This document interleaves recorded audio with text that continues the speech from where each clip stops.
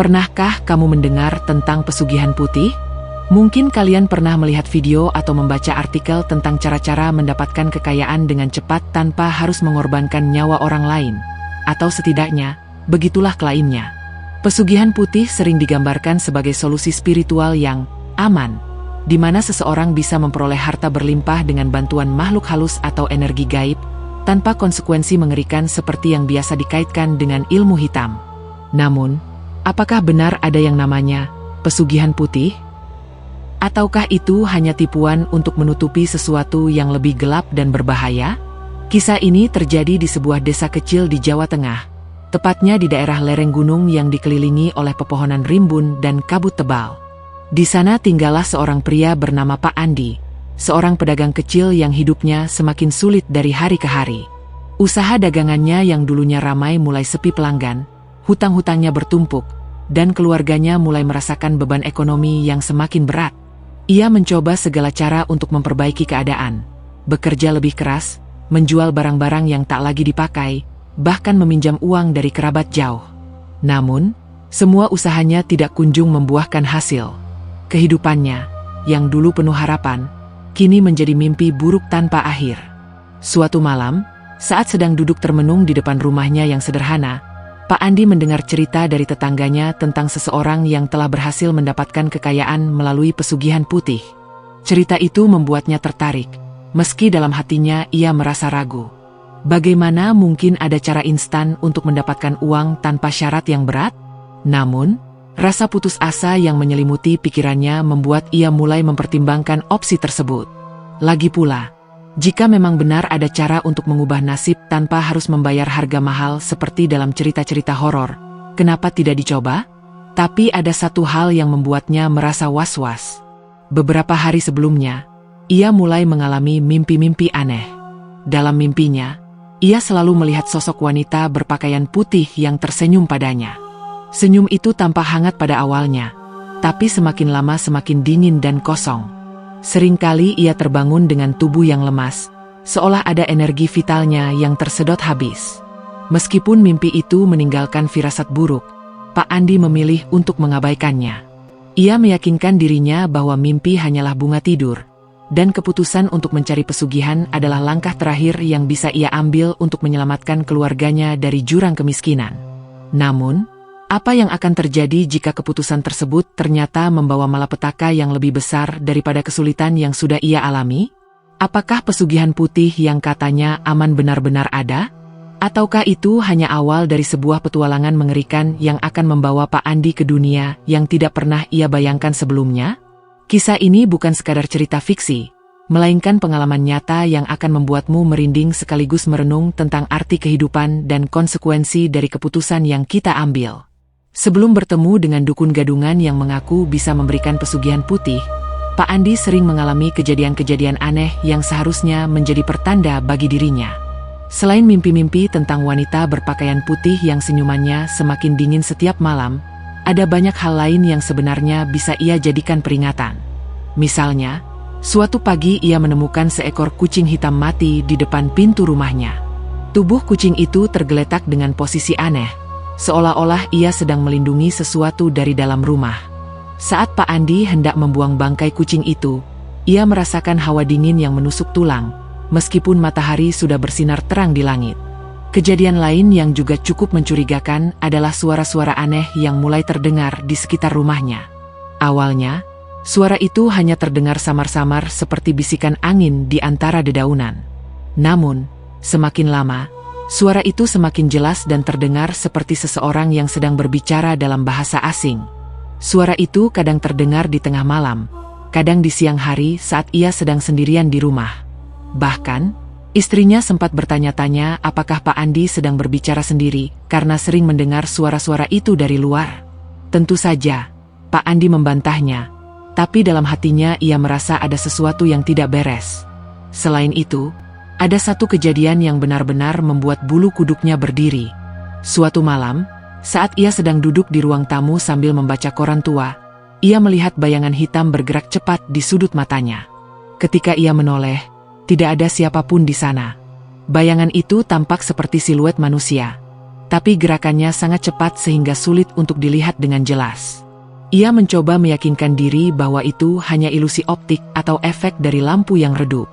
Namun, ketika ia melihat bayangan itu untuk kedua kalinya, kali ini di cermin, ia tak bisa lagi mengabaikannya. Meskipun semua kejadian itu terasa aneh dan menakutkan, Pak Andi memilih untuk tidak terlalu memikirkannya. Baginya, masalah utama saat itu adalah bagaimana cara mengatasi kesulitan ekonominya. Ia yakin bahwa semua kejadian aneh ini hanyalah kebetulan belaka, dan tidak ada hubungannya dengan keputusannya untuk mencari pesugihan.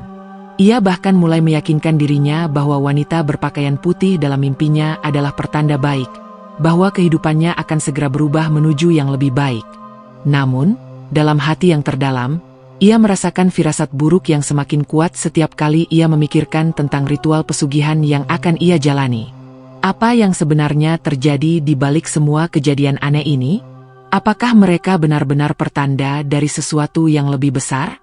Ataukah hanya imajinasi Pak Andi yang diperparah oleh rasa putus asa dan stres?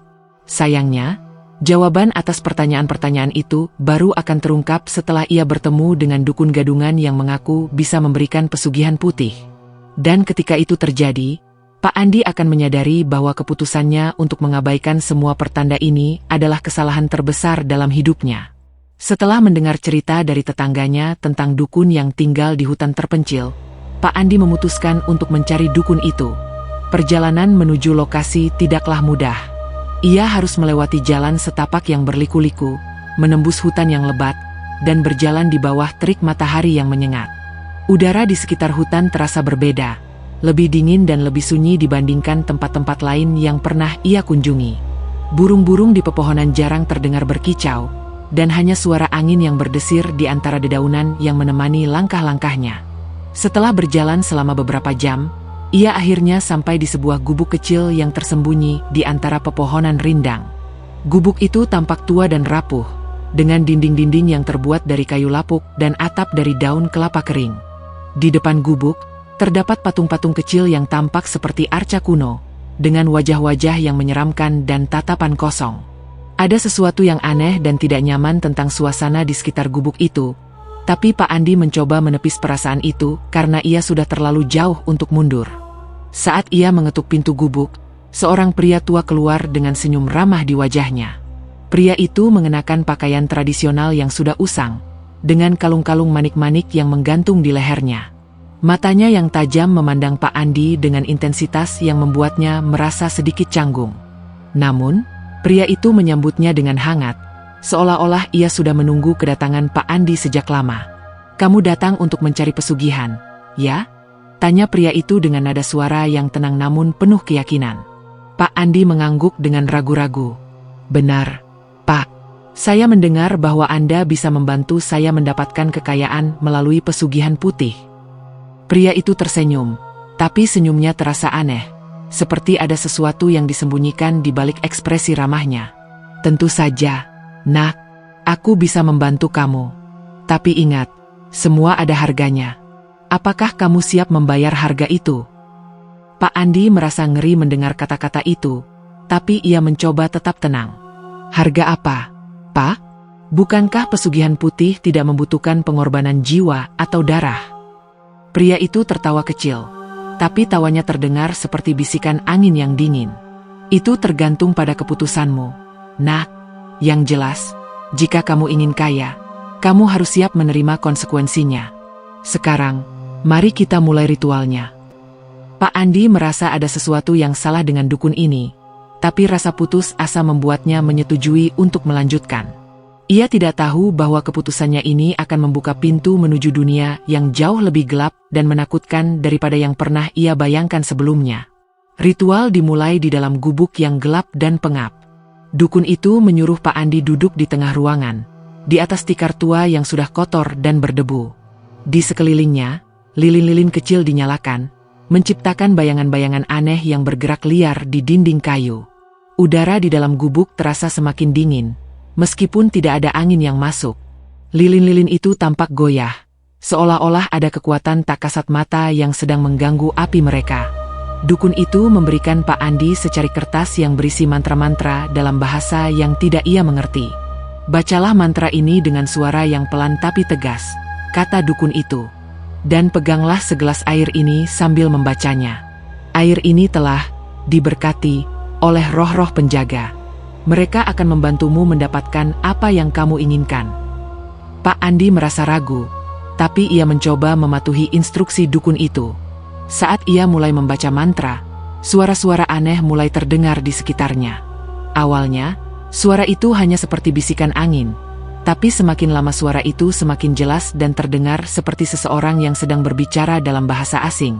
Ada momen ketika ia merasa seperti ada tangan tak terlihat yang menyentuh pundaknya, membuatnya hampir berteriak.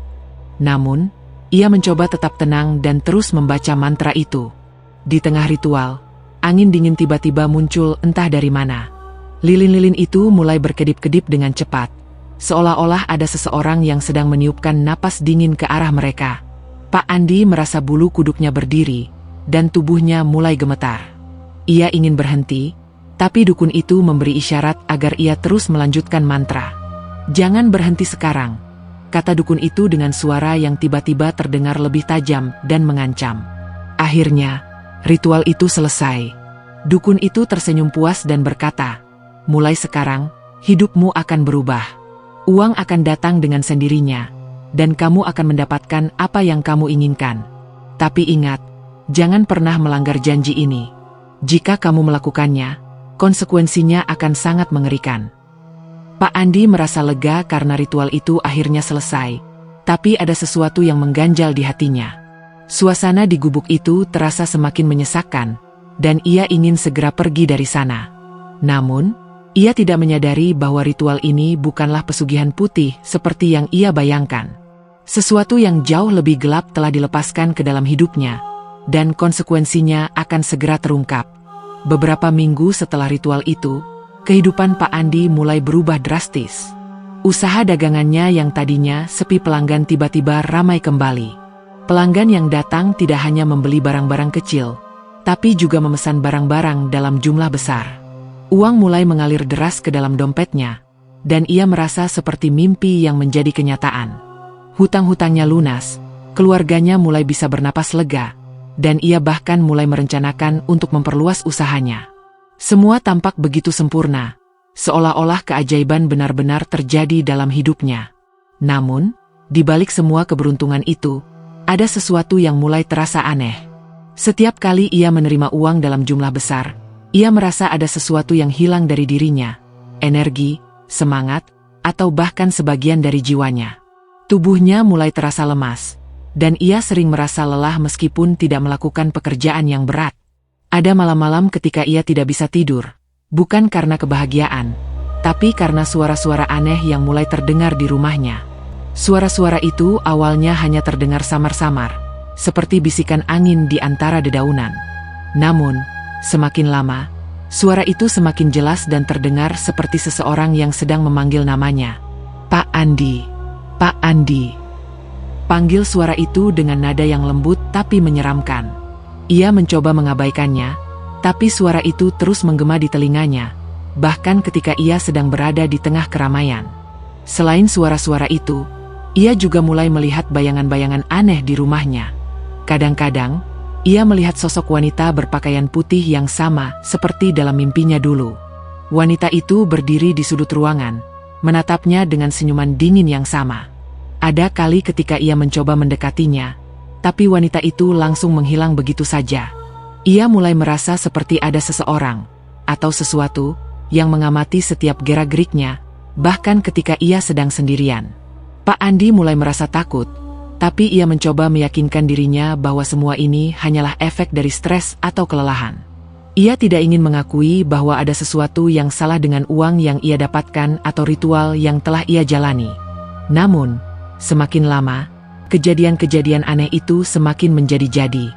Barang-barang di rumahnya mulai berpindah tempat sendiri, pintu-pintu terbuka dan tertutup tanpa ada yang menyentuhnya, dan ada kali ketika ia merasa seperti ada tangan tak terlihat yang menyentuh pundaknya di tengah malam. Ia mulai menyadari bahwa kekayaan yang ia dapatkan tidak datang dengan cuma-cuma. Ada sesuatu, atau seseorang, yang sedang menghantui hidupnya sebagai imbalan atas uang dan keberuntungan yang ia nikmati.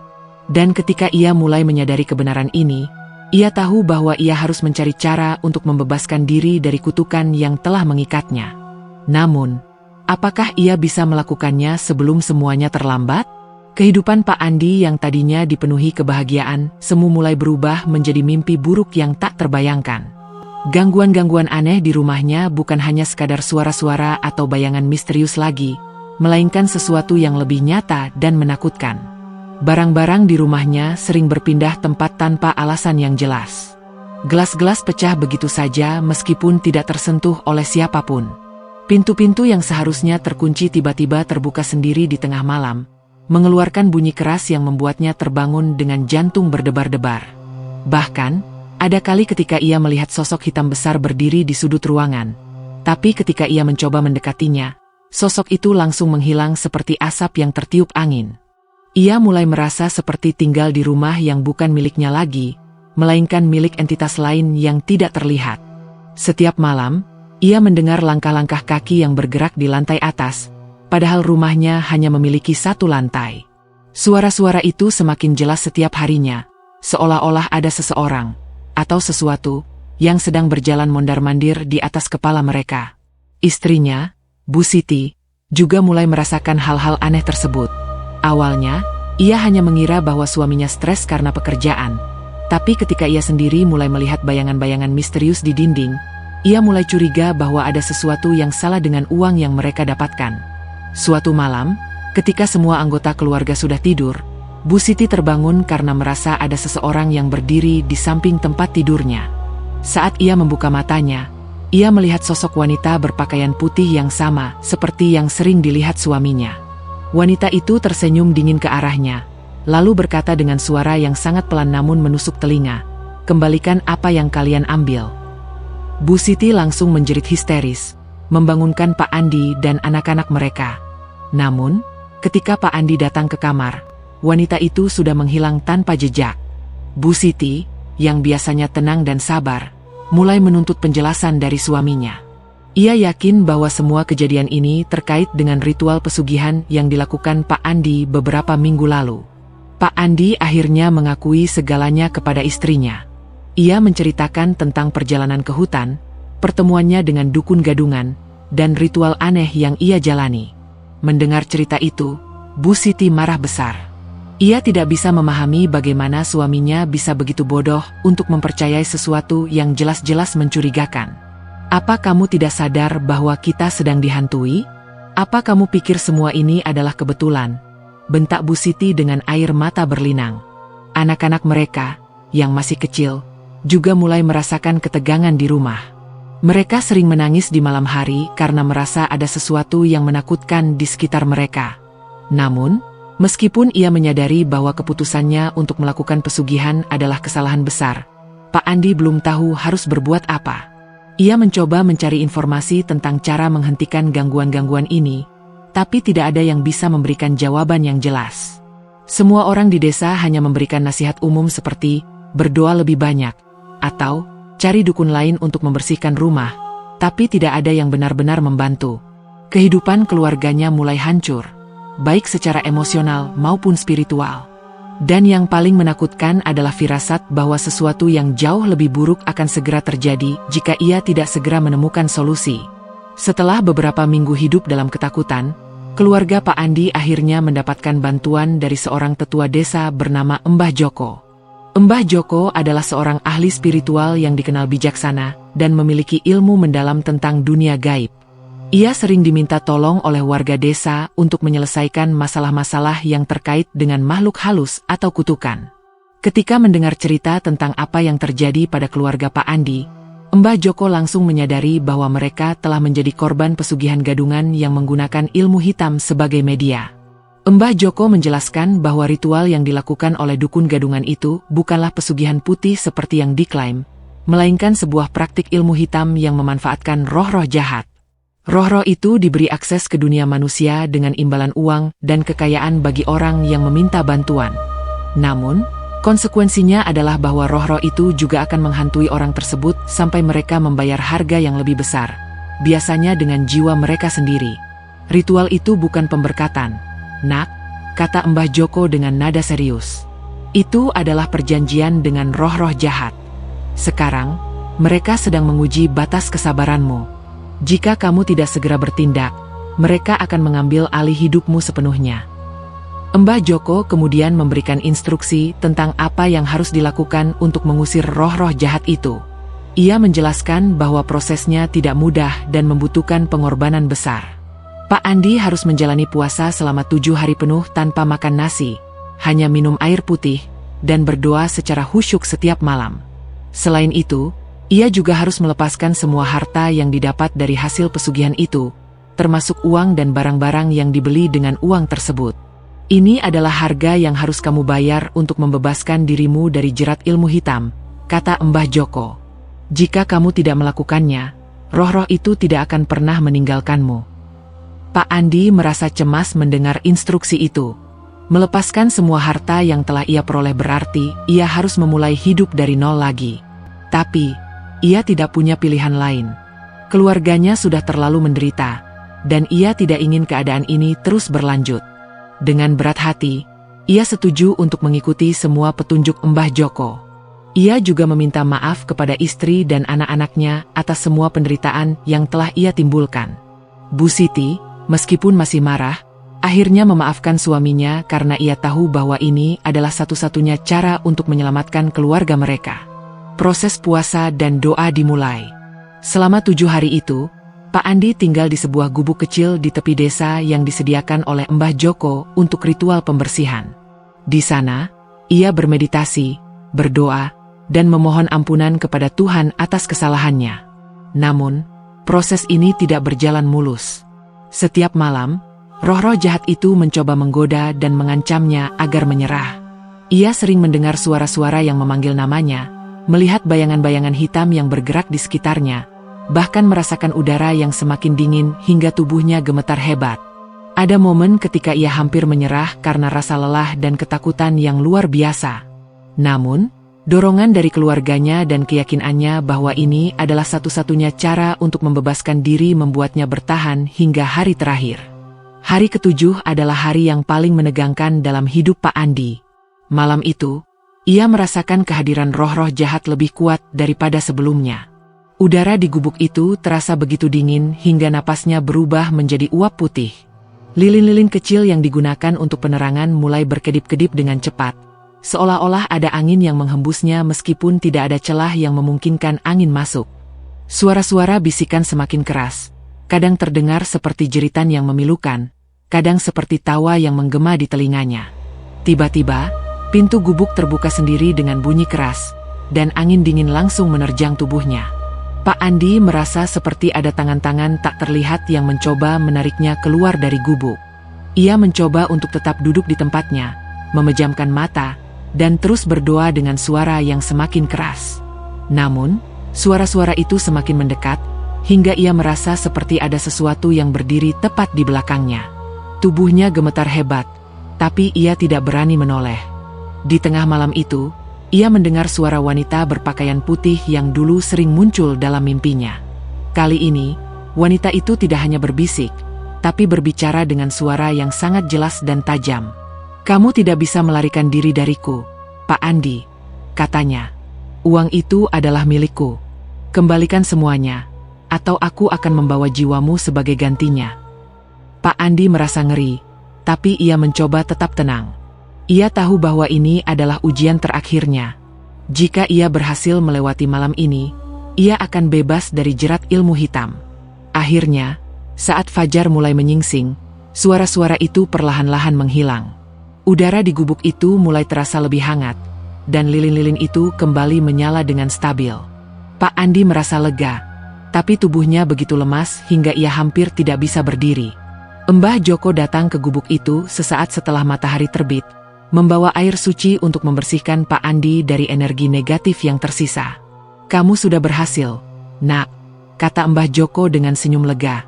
"Roh-roh itu sudah pergi, tapi ingatlah bahwa kehidupanmu harus berubah.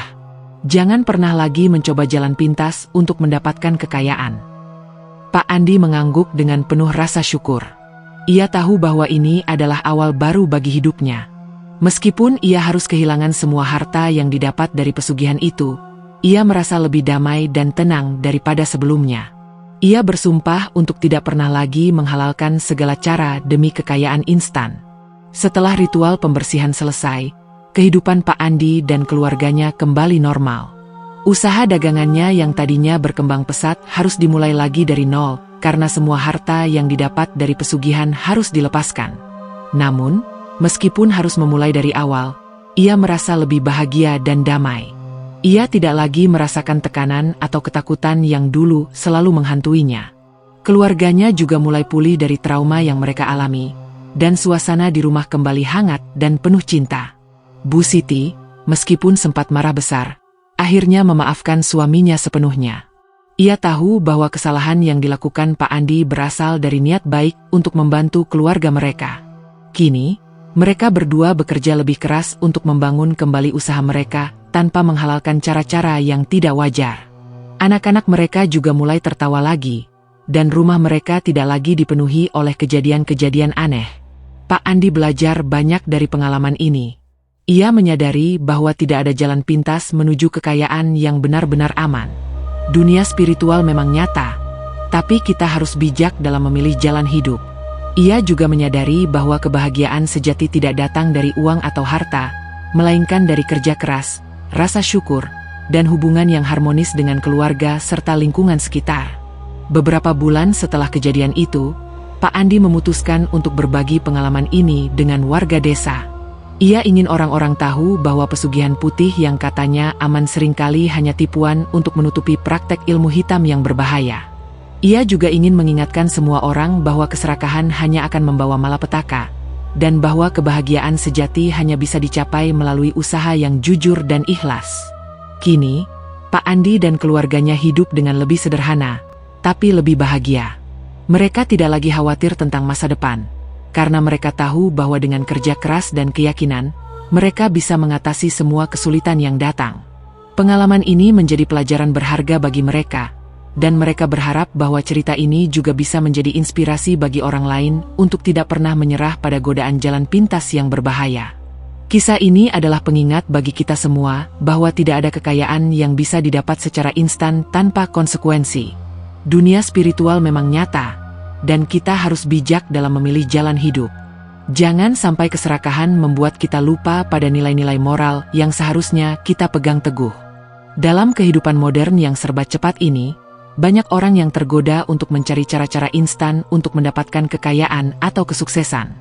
Baik itu melalui skema piramida, investasi bodong, atau bahkan praktik-praktik spiritual yang tidak jelas asal-usulnya. Semua itu seringkali hanya menawarkan kebahagiaan semu yang berujung pada malapetaka. Kisah Pak Andi adalah contoh nyata tentang bagaimana jalan pintas hanya akan membawa kita ke jurang yang lebih dalam. Keberhasilan dan kebahagiaan sejati tidak datang dari uang atau harta, melainkan dari kerja keras, rasa syukur, dan hubungan yang harmonis dengan orang-orang di sekitar kita. Uang memang penting, tapi ia bukan segalanya. Ada hal-hal yang jauh lebih berharga dalam hidup, seperti cinta keluarga, persahabatan, dan kedamaian batin. Jika kita terlalu fokus pada materi, kita bisa kehilangan hal-hal yang sebenarnya memberikan makna pada hidup kita. Selain itu, kisah ini juga mengajarkan kita untuk selalu waspada terhadap orang-orang yang menawarkan solusi instan untuk masalah kita. Tidak semua yang tampak indah itu benar-benar baik, dan tidak semua yang menjanjikan kebahagiaan itu benar-benar aman. Kita harus selalu menggunakan akal sehat dan hati nurani dalam mengambil keputusan, terutama ketika keputusan itu melibatkan hal-hal yang tidak kita pahami sepenuhnya. Terakhir, kisah ini adalah pengingat bahwa kita tidak pernah benar-benar sendirian dalam menghadapi kesulitan. Ada keluarga, teman, dan bahkan orang-orang bijak seperti Mbah Joko yang selalu siap membantu kita. Yang terpenting adalah kita harus memiliki keberanian untuk mengakui kesalahan kita dan meminta bantuan ketika kita membutuhkannya. Hidup memang penuh tantangan, tapi dengan keyakinan, kerja keras, dan dukungan dari orang-orang terdekat, kita bisa melewati semua itu dengan kepala tegak. Semoga cerita ini bisa memberikan pelajaran berharga bagi siapapun yang mendengarnya. Ingatlah, kebahagiaan sejati tidak datang dari jalan pintas, melainkan dari usaha yang jujur dan ikhlas. Jangan pernah menyerah pada godaan keserakahan, karena harganya bisa jauh lebih besar daripada yang kita bayangkan.